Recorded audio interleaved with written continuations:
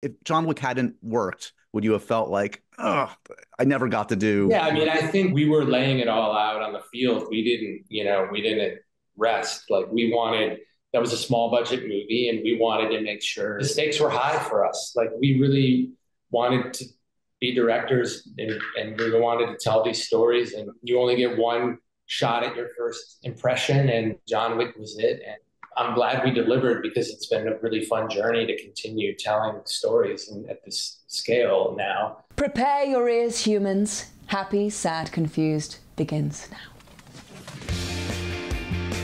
I'm Josh Horowitz, and today on Happy, Sad, Confused, you've probably heard the buzz building, and I can tell you it's real. The Fall Guy is one of the most entertaining films I've seen in a very long time. The charisma and skill of Ryan Gosling and Emily Blunt are a big part of that, but today we're going to give props to the real husband and wife team behind it. Producer-director David Leitch and producer Kelly McCormick. Their combined credits include John Wick, Atomic Blonde, Deadpool 2, and for decades, David's bumps and bruises he's accumulated as a stuntman in countless movies you've loved. I am thrilled to welcome Kelly and David to the podcast for the first time today. Welcome, guys. Thank you, Josh. Yeah, it's good to be here. It's great to have you. Full transparency, because there are no lies here. This is take two on our podcast. Sometimes it happens. We had a really shitty Zoom connection, a great conversation, but this is how much I want to encourage people to see this movie, and hopefully how much you tolerated me, that we're giving it another go here today. Oh, so no, we love it. We love talking to you, Josh, and we're excited that you want to spread the news about how fun Fall Guy is. So first, on the note of what we just went through, what's the worst technical snafu you've ever been on a film? Have you ever lost a day's footage, a hair in the lens, something that really just drove you insane? It feels like every day there's like some challenge, that you're trying to overcome as a director. I think that's part of we tried to infuse that into Emily's character in the movie. Like she feels the stakes of movie making to the highest degree. But I'm trying to think of a technical glitch. I don't know. I remember, I don't have an anecdote That's okay. on the tip of my tongue right now. That's okay. We've talked before, and I told you how I got a chance to see this at South by, and South by is a great atmosphere, but you need the goods, and this movie brought the goods, and that audience basically tore down the theater, or was just about ready to. Before we get it was so fun. It must have been such a gas for you guys. I'm just curious, before we get to Fall Guy in particular, growing up, we're all movie lovers here. Is there a cinematic experience you remember growing up that kind of, I don't know, you think back to that said this is why I go to the movies? Yeah, mine isn't mine. I was a little older, but I was at Sundance covering it for one of my jobs, and I, what happens at Sundance stays at Sundance. I may have been up all night long, and I still went to see the first screening of Little Miss Sunshine, which was first thing in the morning, like 8, those 8 a.m. screenings, and I was like, I probably still stank of the night before, and I was like half asleep in cat's pajamas, and the movie plays, and I was just like, oh my gosh, what an awesome film. It just was so fun. It was such a special screening. That's just when I remember when you ask. It was just a moment for me.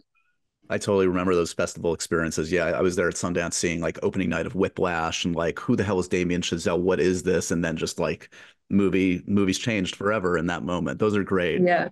David, for you, is there, you make these great popcorn movies. This is your bread and butter. You make audience movies.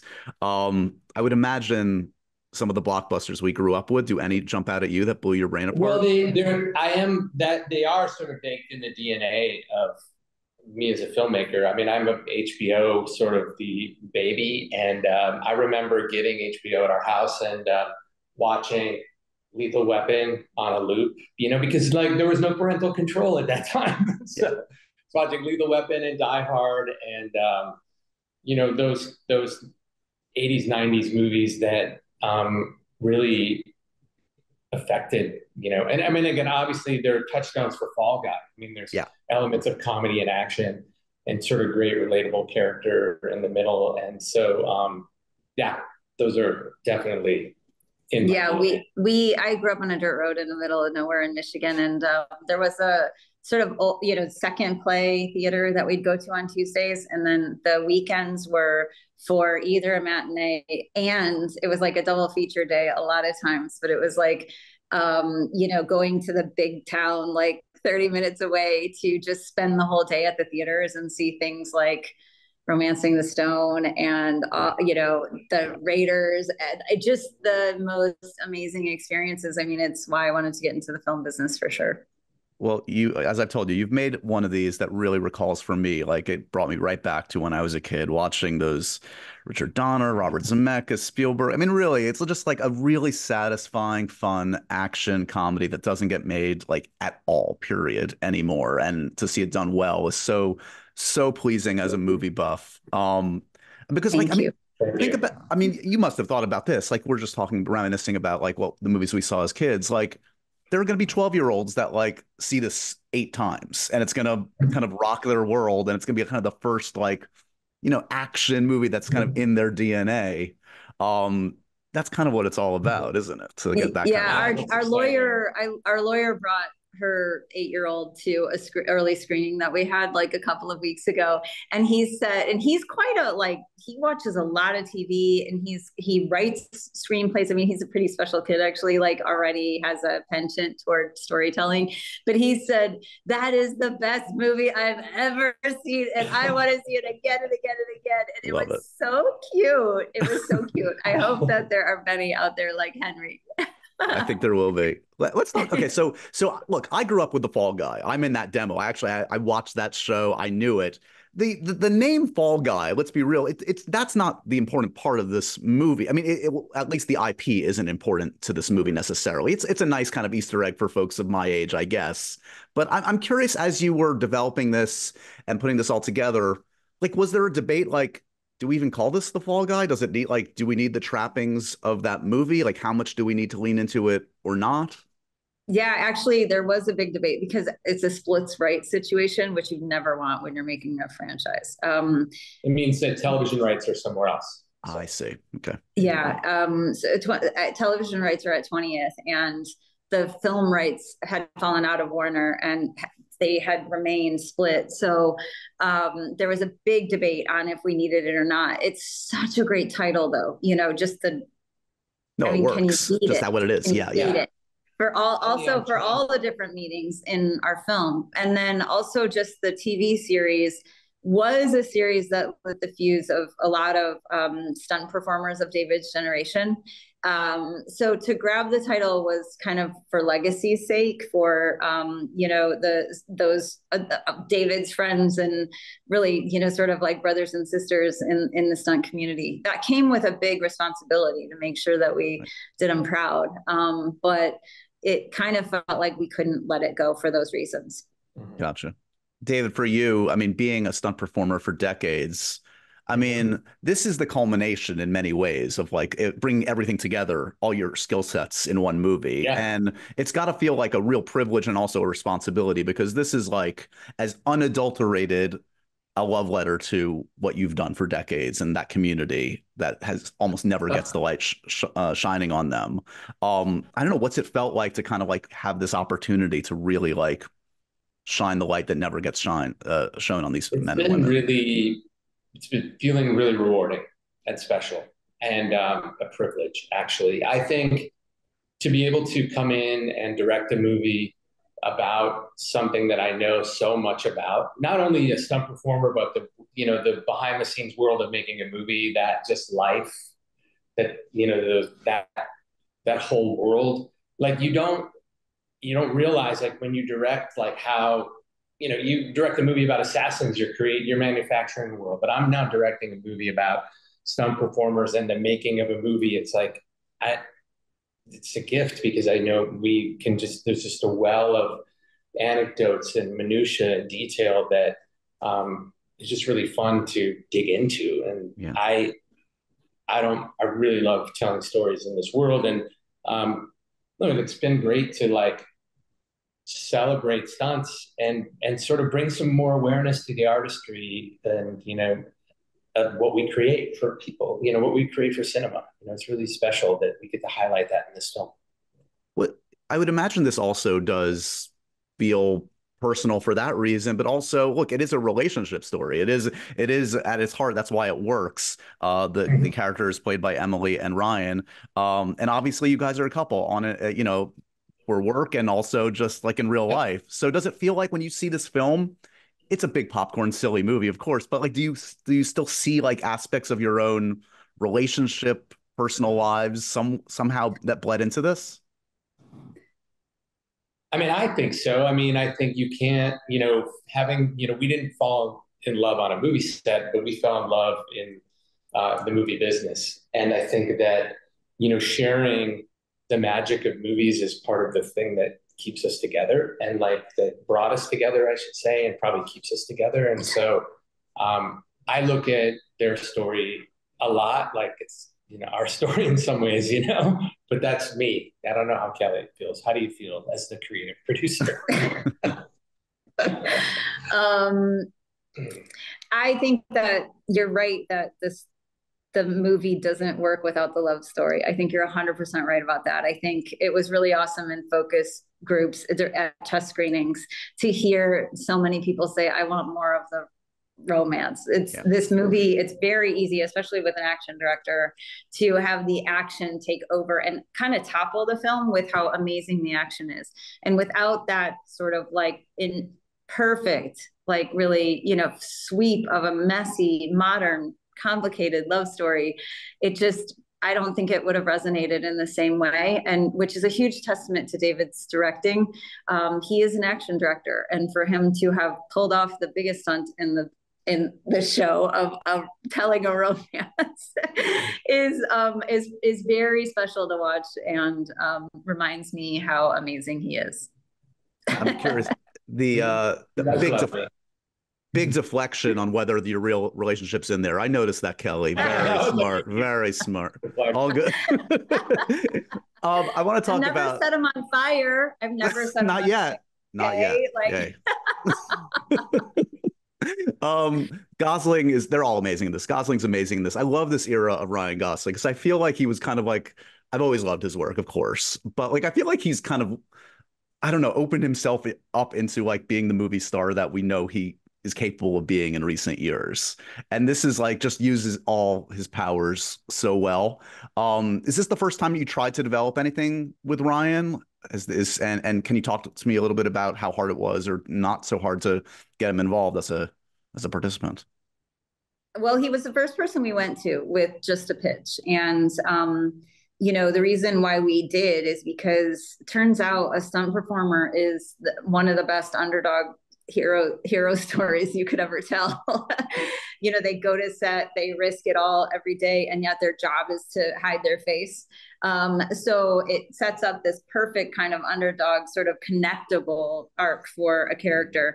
And I honestly, of the many talents of Ryan Gosling, he is incredibly connectable, and he is so beautifully vulnerable that he can play that underdog arc in such a pitch perfect way.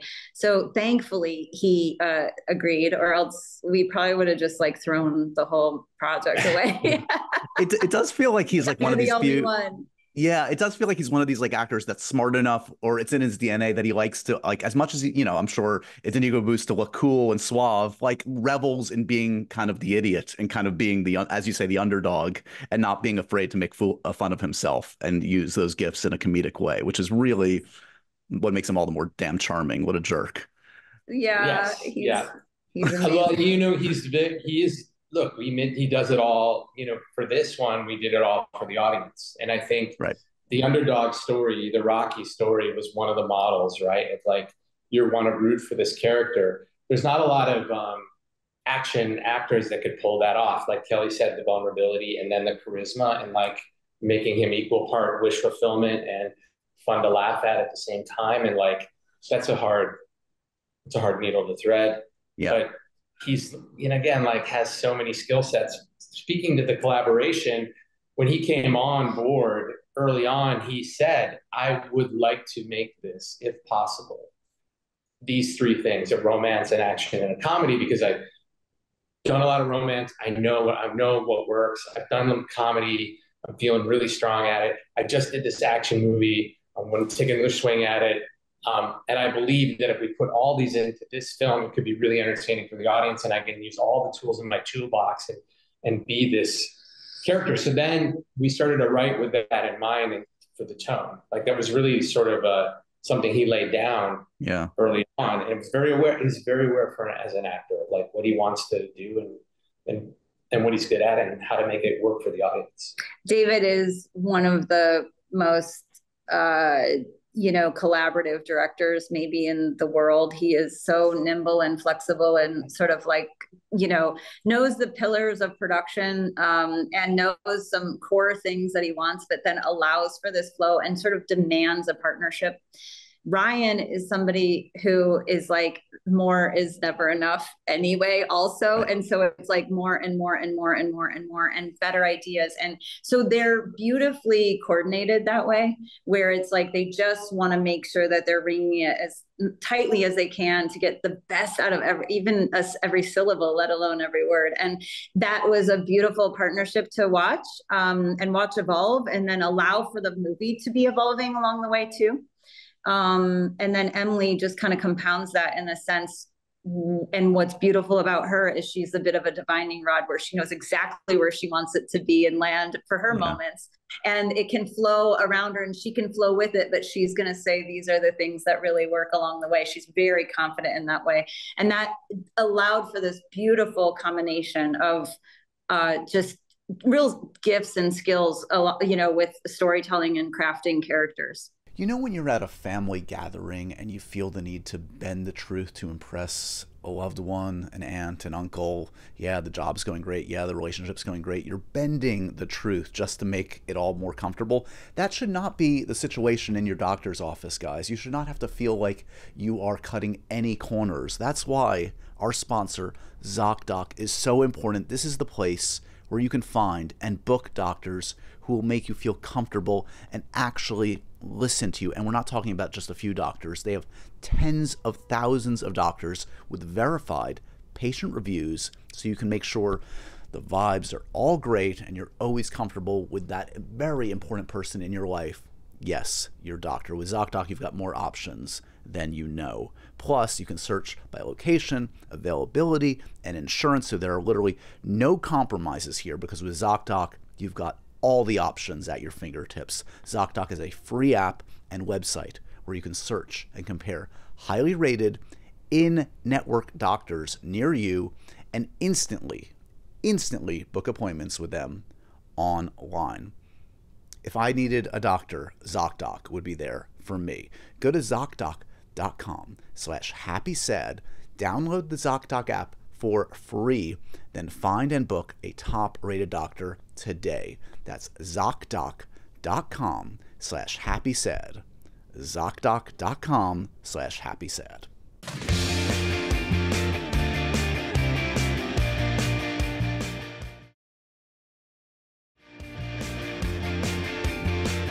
You were still, look, you've got a lot of movies to go, but in this relatively young directing career, I keep seeing like these great actors also keep returning to you. And obviously these relationships are so powerful, and it speaks to the collaborative nature of what you're doing. I mean, Aaron Taylor Johnson comes back after Bullet Train in this.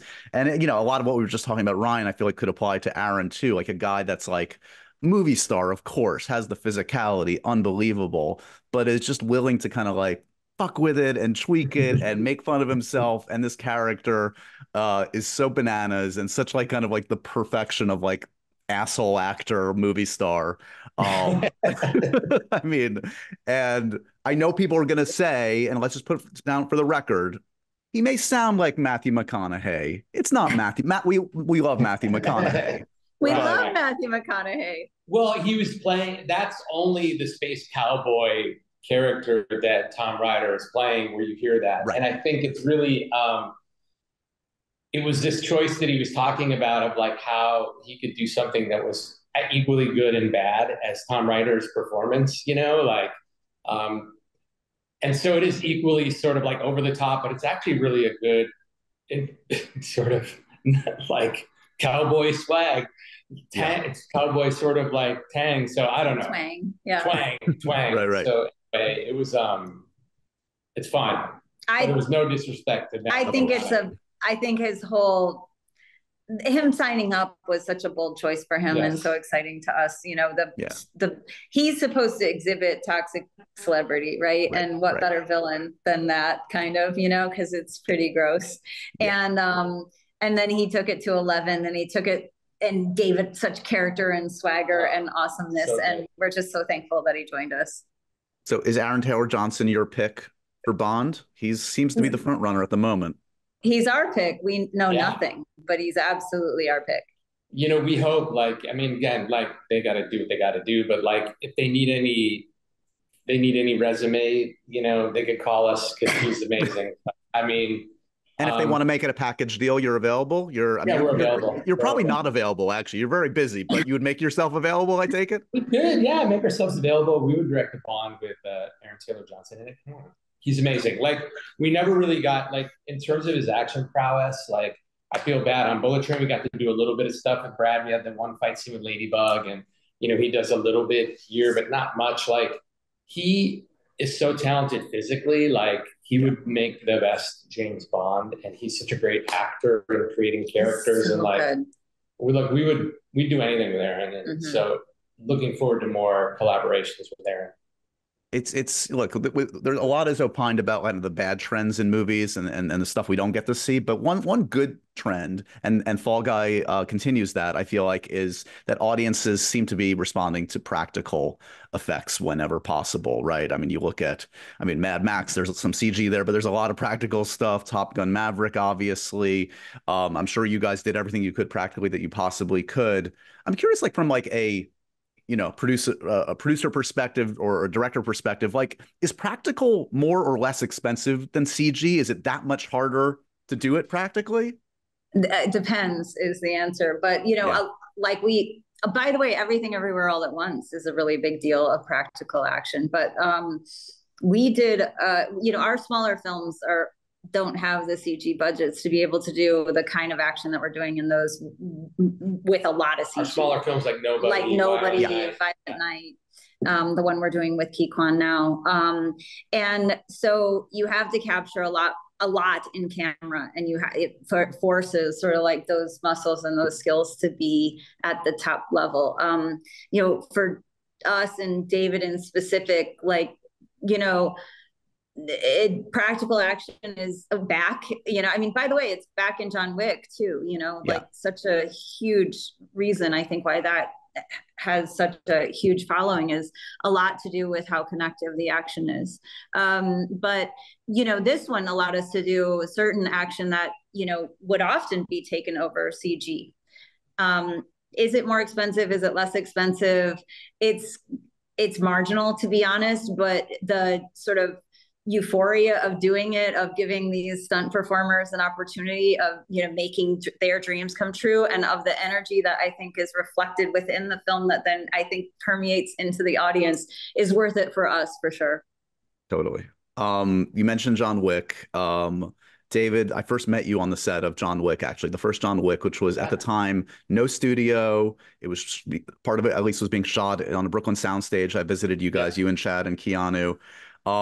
That must have felt, I don't know, you tell me, did that feel like a make or break kind of moment in your career? You obviously had this very successful career as a stunt performer, second unit directing. You were doing a shitload of amazing work, but like, was something missing? Would that have, if John Wick hadn't worked, would you have felt like, oh, I never got to do? Yeah, I mean, I think we were laying it all out on the field. We didn't rest. Like, that was a small budget movie, and we wanted to make sure the stakes were high for us. Like, we really wanted to be directors, and we wanted to tell these stories. And you only get one shot at your first impression, and John Wick was it. And, you know, I'm glad we delivered, because it's been a really fun journey to continue telling stories at this scale now.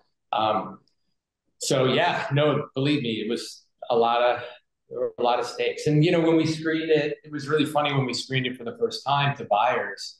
There was no response. Like, it was in the summer. You know, we had tried to get them to hold it until Toronto, like Midnight Madness, and they were like, nah, we don't get it. We don't think so. This, you know, and then they showed it like in July. at a like Thursday when everybody's already out of town, the decision makers are already out of town, and the juniors had to decide if they thought it was worthy of kicking up or not. It was really a complicated sale, actually, and Lionsgate ended up getting it for only a negative pickup and a marketing commitment. And then it took the world by storm. So there were times where we thought we had made a huge mistake in picking that one. It wasn't until we screened it at Fantastic Fest, where the fans got to see it. Because really, I think Chad and I and Kelly, everybody involved, knew it was a special movie. Even Keanu was like so proud of it. But we needed the genre fans to see it and convince everybody else that we'd actually, even Lionsgate, we did is turn that genre on its head. And even Lionsgate, they didn't actually have a release date until that screening of Fantastic Fest. And then that's in the fall, but they had decided that it would go in October. So we had like 3 weeks to finish the movie, or you guys did. And then to like get everything in order, all the paperwork, deliverables, everything. And then they got it to the screen, I mean, in record time, because they didn't even know when they were going to release it until that play. Yeah, it's like one of the all-time great Cinderella stories of a movie. It's the craziest story. It goes past that too, as you know, but like it's the craziest story. And part of it that folks that may or may not know is because the DGA is the DGA, Chad's name is the only director on the movie. As we know, it's David and Chad. Everyone acknowledges that, of course. There's no going back, I suppose, at this point. Like, you can't retroactively change that officially with the DGA, or have you ever tried or had that conversation? Yeah, I mean, we stepped through all the sort of correct steps to get the credit originally accurate. We've seen memos that are a little bit suspect that we could probably bring to the attention of a lawyer in the DGA and have a real conversation. But to be honest, the careers have spoken for themselves. We don't feel like we need to really go back there and do that. And it's just really nice that people know the difference between sort of like the first one and the rest of this series of amazing films, and just the proof that, they are different filmmakers, and together they made something special. Yeah, I mean, the good side is, look, I'm sure it would have been fun to see you guys collaborate more, and you do as producers, obviously, but we get twice as many movies, thankfully. We get twice as many Chad and David movies. That's right. So Atomic Blonde, I was talking to you guys before. I have a lot of fond memories of covering that one. Charlize, as you guys know, is just like, oh my God, capable of anything, so committed. And you caught her, it seems like again, at a really good time. I think she was coming off of Fury Road, so she had kind of like the action bug. You also put her through the ringer on that one, as I recall. Like, when your lead actor like suffers an injury, like goes through it, that must be the hardest day on set. Like, this movie rests on my lead, and if they've cracked something, broken something, strained something, what next? Well, she was the tough cookie, and I think, the things that she went through were hard, but they weren't like we were able to work through it. And fight scenes are tricky. Like, you get things and bruises, and it's just it is what it is. Like, it's a dynamic sequence where she's interacting with some big dudes, and so the long and short of it is, like, she's tough as nails, and like, fortunately we didn't have anything really serious, but like are you speaking of the famous extended sequence, like the Wonder? And she got to really experience what the stunt performers get to experience every day. Like, there's always like these bumps and bruises, and like these, the cracked tooth or whatever. Like, it's just the things that are minor that you can live with, but they're not. It's nature. For me, the story behind the story of John Wick 1, really, and Atomic Blonde were that these actors went through the gauntlet. They did everything on their own as much as they wanted, and they and they are tough cookies. she said some things about breaking a tooth or some things like, getting banged up, but that was the story behind the story. It's not that she was in peril on our set at all. 100%. None of our actors have ever been in peril, nor have our stunt teams. And I just want to make that perfectly clear. So it was fun to have that story behind the story of those two films. For this one, the story behind the story is the stunt performers and how much they've gotten to do and how they collaborated in making the character that is Colt Sievers. And we're highlighting that as much as Ryan did some of his own stunts and they, wove in as his double at different times as well. So, just to be clear, like nobody's being hurt and injured. Yeah, or forced into anything they don't want to do. They're going into anything they don't want to do. Correct. No, and knowing and having talked to Keanu many times, I mean, he lives and breathes for this stuff. He just wants like more and more and more. Like, give me more training, give me more. Whatever. And Charlize loved every second of it as well. She came down to the gym, which was an hour away from her house, on her own accord.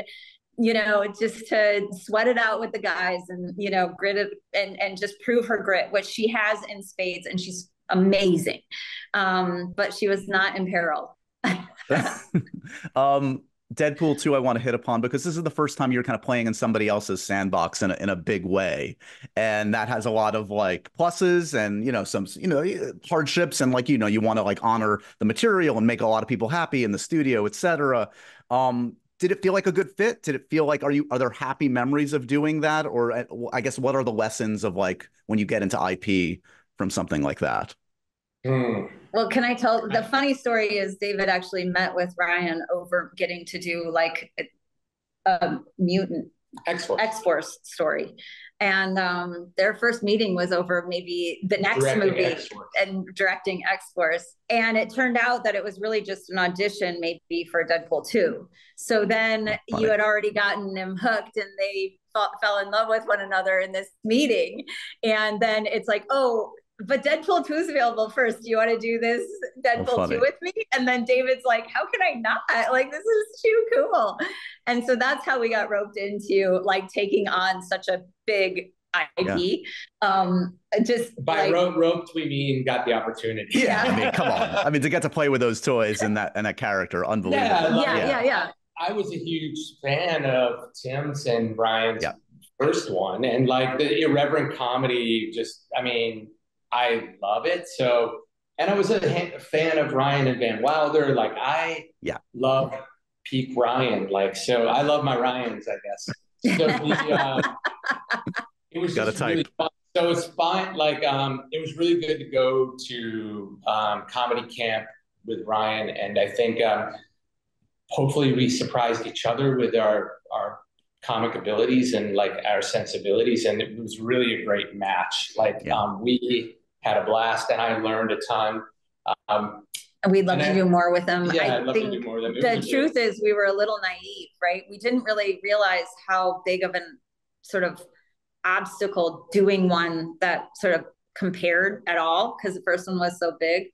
Right. And then I think we delivered, and it is a different movie and it's a bit different tone, and it respects the original, but really is a great piece in and of itself. But I think when we walked in, we didn't realize that was such an obstacle. Yeah, we were already in it when we were like, oh my God, now we got to live up to the first one. High bar. Did you guys ever try to get Hugh involved? Obviously, Hugh Jackman's in the new Deadpool movie. Was that even a conversation? Well, I mean, not in that. Well, look, I mean, it would have been. We had worked with Hugh on the Wolverine. I directed second unit on the first X-Men Origins. Yeah. And the Wolverine, the official the Wolverine. The Wolverine. Wolverine. And so Hugh and I actually had a great relationship, and Ryan, I know you always wanted to bring that relationship back together at some point, but I think it was too early on in that conversation. I got you. I mean, it would have been amazing. I think bringing them together is genius. We're so excited about that. I can't wait to see them both on the screen together. That's going to be awesome. It's going to be so cool. Yes. I have to say one other thing on Deadpool 2. I mean, I love what Brolin did, of course, as Cable. I also remember there was a lot of like talk about who was going to be your Yeah. cable. And I've talked to a few actors who've openly talked about it, whether it's like, I think David Harbour. I mean, there was rumor that Brad, of course, like, did you initially talk to Brad about cable as well?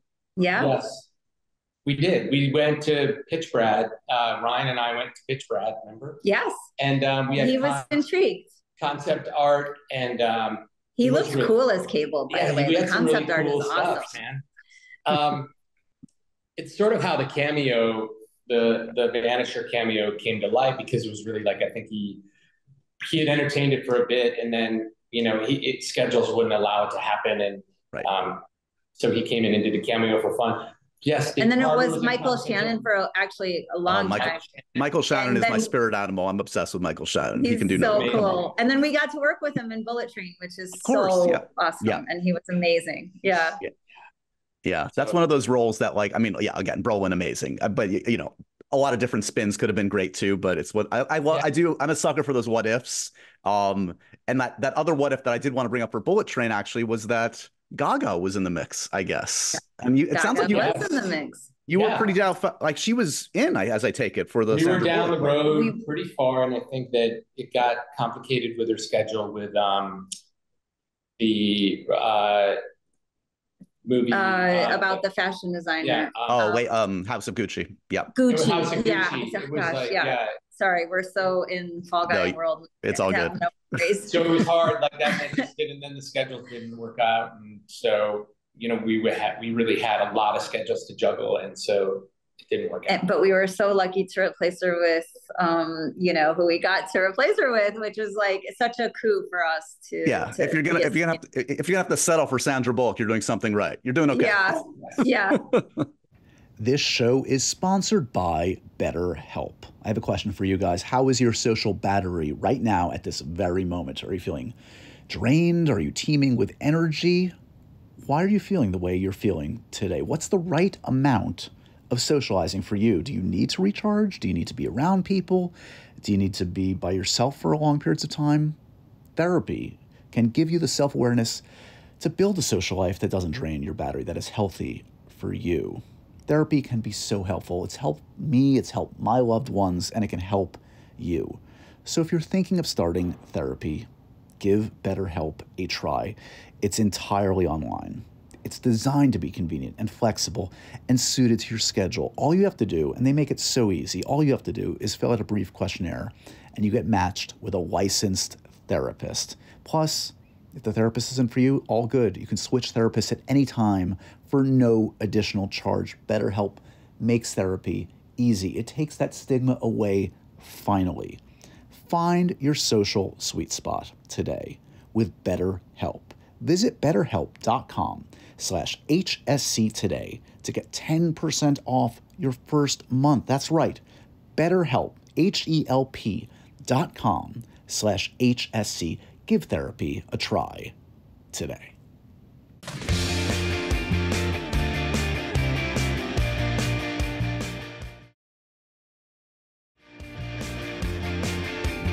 You mentioned some of like the stuff you guys have been producing, and it's kind of like this, like, you know, the smaller level. These are still kick-ass crazy action movies, right? But like, I love what you're doing with folks like David Harbour and Odenkirk and now Key. I guess like my question is like, is there a certain, I mean, there's a satisfaction from an audience perspective of seeing unlikely people you don't see in that context, certainly.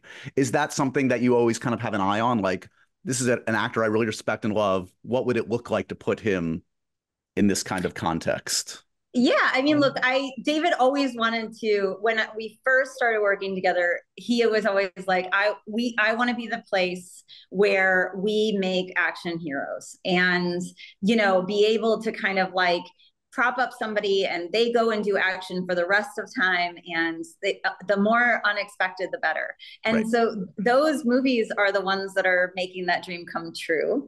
I would say in addition to that, though, that we actually are really good at casting and we have Mary Vernew to thank for that.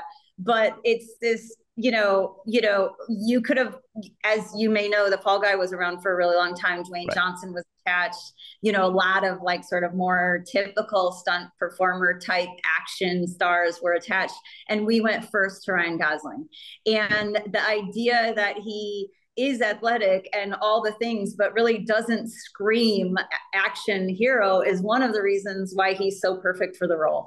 And, we do that in so many different places in so many different ways, that it happens to, in my opinion, be one of our sort of special skills. I agree. So talking about, I like betting go ahead, on David. No, I like betting on great actors. I think Right. that's like, you can't go wrong. Not gonna So speaking of great actors and action heroes, let's go back to like less the unlikely folks and the folks that we kind of all came of age with. Is there an 80s or 90s action star that, and I'm sure you've worked with a bunch, David, as a stunt performer, second unit, etc., but that you would kill to direct at this point? Like Tom Cruise, the whole, Arnold, like anyone Tom that Cruise. I would love to work with Tom. Oh my God, Tom Cruise. Can you call him for us? I'll connect him. Have you ever met with Tom? I would think that's a meeting. Come on, Josh, make it happen. You've never look. This is in all this year. I mean, been in the business 30 years. You'd think I would have. I've never met Tom, and I've never worked with him. And it is a small community. Obviously, the business is small, but and I know, Wade Eastwood really well. His stunt coordinator and the collaborator, and but I've never met Tom. And yes, I think that they do amazing stuff, and he'd be such a pleasure to work with. Yeah. I mean, there's a short list of directors I could see, like, taking over for McHugh if they ever so choose on Mission. David, we have this on that list. We have this cool, not for Tom, but we have this cool script called Too Dead to Die, which is kind of about Bond, like if he's too old to be Bond, and like, and then it's kind of a Bondian sort of like story past that. So that could be a place where we could put many an 80s action hero. Yeah. We got to think about that one.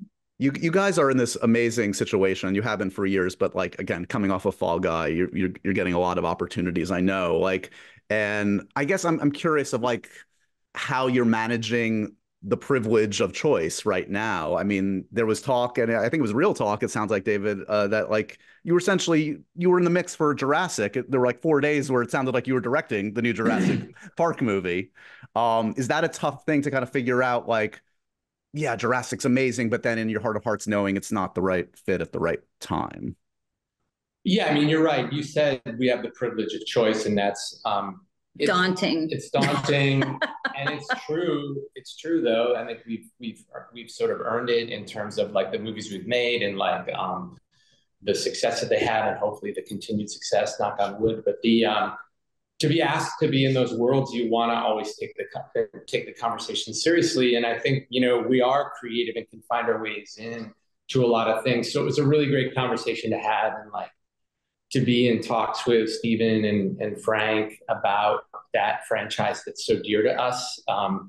It was really a beautiful time. And I think, ultimately you have to, do what's best for the movie at hand and do what's best for you as an artist, and make sure that you could make the same movie and you could do it with the parameters that you needed to do. And at some point we just said, we wanted to give that answer quickly because they have to go make this movie that everyone's excited to see. And I think that they've landed on obviously a brilliant director. Yeah, Garrett's awesome. We love and respect, and it's going to be amazing. Yeah. You have too many great people on that. It must boggle your mind, the guy that was like desperate to be a director, 10, 12 years ago, be like, Steven Spielberg, you're great. I don't know if this is going to work. It's kind of surreal, but again, like we've I believe we've earned this position to say like, we're privileged. Yes. We're able to choose the movies we want to make, and we want to make sure that we can have the creative freedom to make those movies the way we need to make them. Yeah, it was a magical time. I mean, we felt like of all the things we've achieved, it felt like we were finally acknowledged in the business. And he really understands David as a filmmaker, and understands that he loves his audiences, and was just so gracious with his questions about how we did what, and knew our other movies too. And it was just a pinch me moment that, you know, we feel so fortunate to have gotten to spend some moments with him. He's the reason we're in the business. Like, for all of us on all sides. Totally. No, I mean, I know. Yeah. When I ran into Gosling, he that was like the first thing he told me. He's like, I ran into Spielberg and he loved it. Like, it was just like, to see him like a kid, like, you know, it's Spielberg. Come on. Yeah. Where are you guys at? You know, we're talking a lot about IP and stuff, and we always talk superhero movies, and you've done obviously Deadpool, but like, where are you at? Like, is there a Marvel or DC project that would be tough to say no to? Is there something, you know, Spider-Man's looking for a director. There's always cool stuff out there.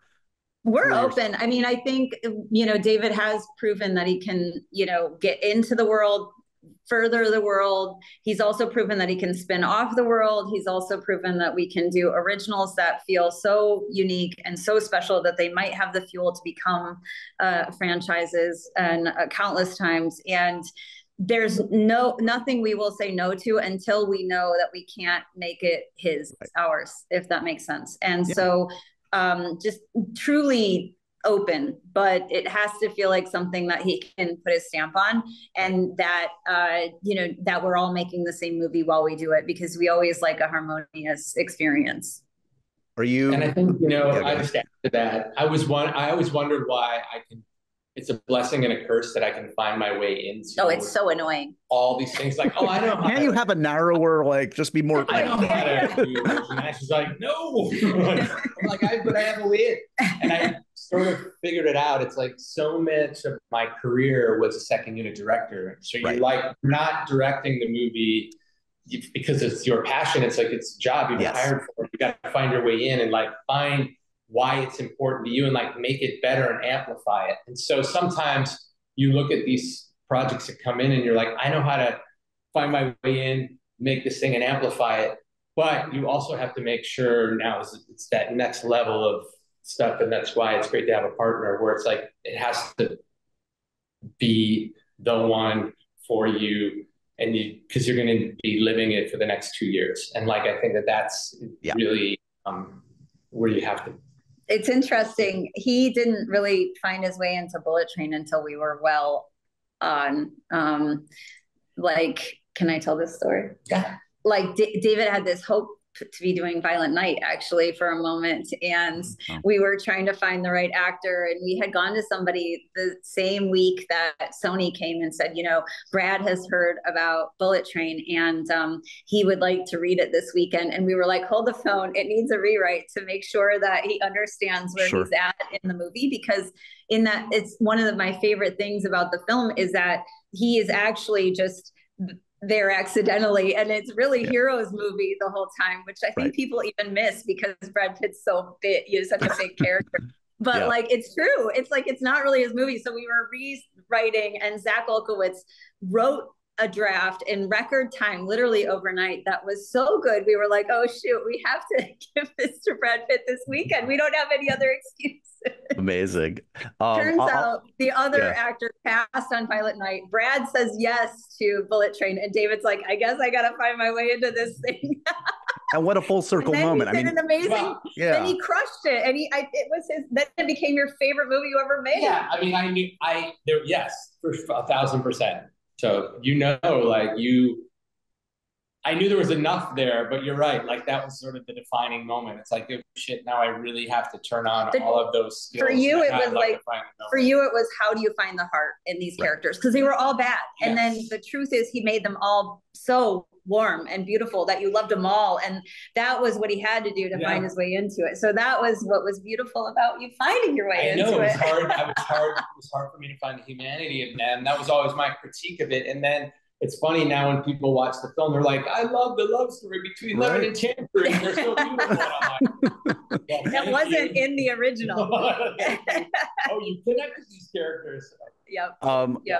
Sally, I have to let you go on that, but it is funny, talking about like kind of turning that perspective from like the guy that could kind of adapt to any other filmmaker, and then kind of like realizing, oh wait, this is my voice, this is who I am as a filmmaker, which clearly you found, because you look at these films, there is this through line, we're seeing it right now, and Man, I'm so thrilled for this movie that the world gets this movie in a second. As you can tell, I'm obsessed with it. It's fantastic.